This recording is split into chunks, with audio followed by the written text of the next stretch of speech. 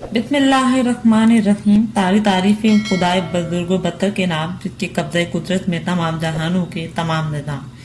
दुरूद व सलाम हज़रत मोहम्मद मुस्तफ़ा सल्लल्लाहु अलैहि वसल्लम और उनकी आल और उनके असहाब पर। तो रबीउल अव्वल की सीरीज जारी है, उसका पहला पार्ट है। तो स्टार्ट करते हैं। उनका टॉपिक है कामालात इस्मे मोहम्मद सल्लल्लाहु अलैहि वसल्लम।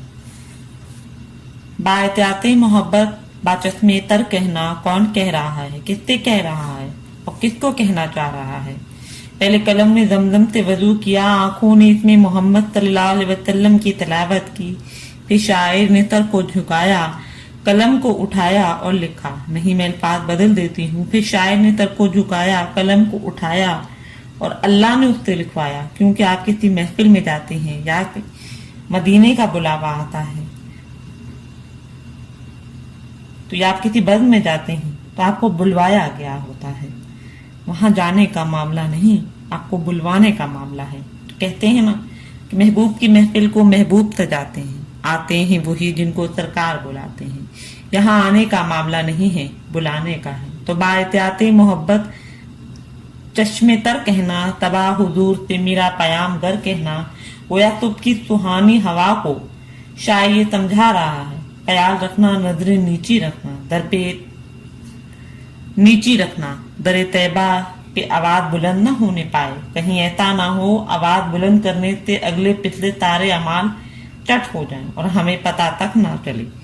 तरे महफिल करम इतना सरकार हो जाए, निगाहें मुंतजिर रह जाएं और दीदार हो जाए। और संभल कर पाँव रखना है हाजियों शहर मदीना में, अरे कहीं ऐसा ना हो सारा सफर बेकार हो जाए।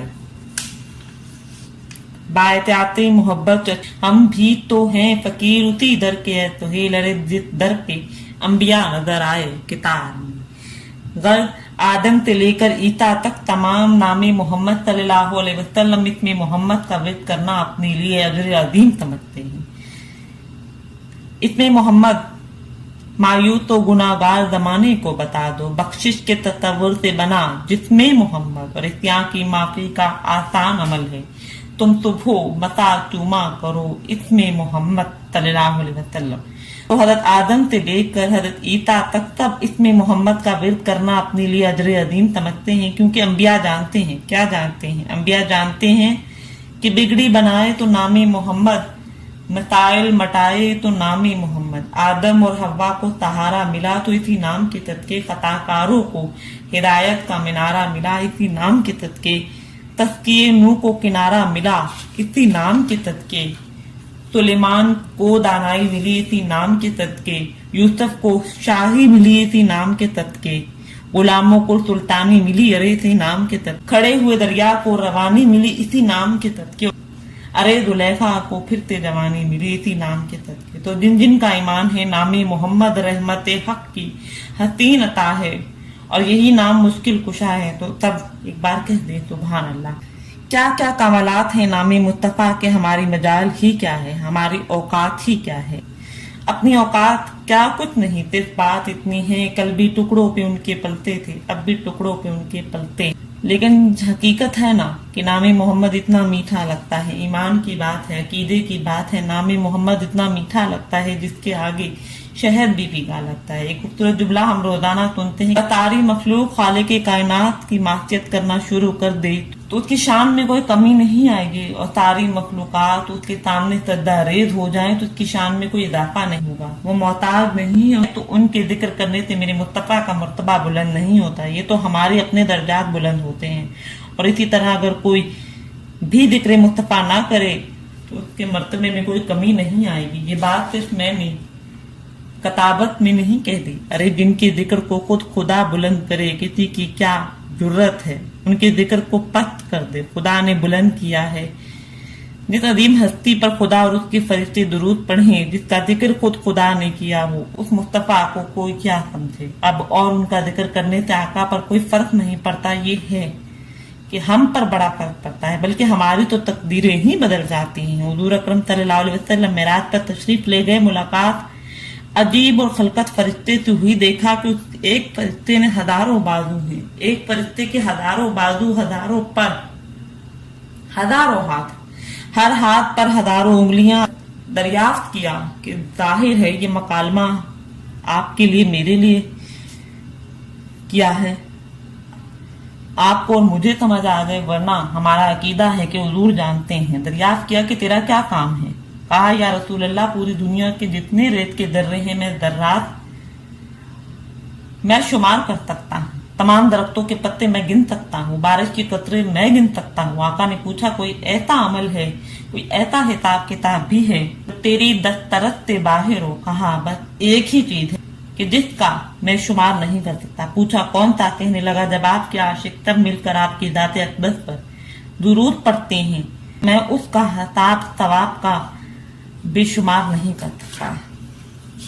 لیکن شرط یہ ہے کہ عشق کی حدوں کو اویتے کرنی کہ عشق جتنا بلند کرنا پڑے گا یا کوشش تو کرنی پڑے گی، عشق مصطفیٰ کا درد غلامان مصطفیٰ سے لینا پڑے گا، عشق مصطفیٰ کا درد بلال حبشی سے لینا پڑے گا۔ لیکن شرط یہ ہے کہ عشق کی حدوں کو اویتے کرنی کہ عشق جتنا بلند کرنا پڑے گا یا کوشش تو کرنی پڑے گی، عشق مصطفیٰ کا درد غلامان مصطفیٰ سے لینا پڑے گا، عشق مصطفیٰ کا درد بلال حبشی سے لینا پڑے گا۔ یہ مقام بلالی بھی تو عشق مصطفیٰ کا ہی صدقہ ہے نا۔ جب آقا معراج پر تشریف لے گئے، جنت فردوس پر کی سیر کرائے گی، جنت میں ایک طرف سے حضور کسی کے قدموں کی آہٹ سنائی تھی۔ محسن اعظم حضرت جبرائیل سے پوچھا یہ کون چل رہا ہے؟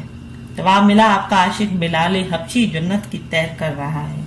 جہاں مصطفیٰ کا بلال حبشی جیسے عاشق ہو تو وہاں دعا کریں کہ آپ کہ ان کی رحمت کے صدقے ہمیں کہیں ان کے غلاموں کے قدموں کی خاک میں جگہ مل جائے تو بیڑا پار ہے۔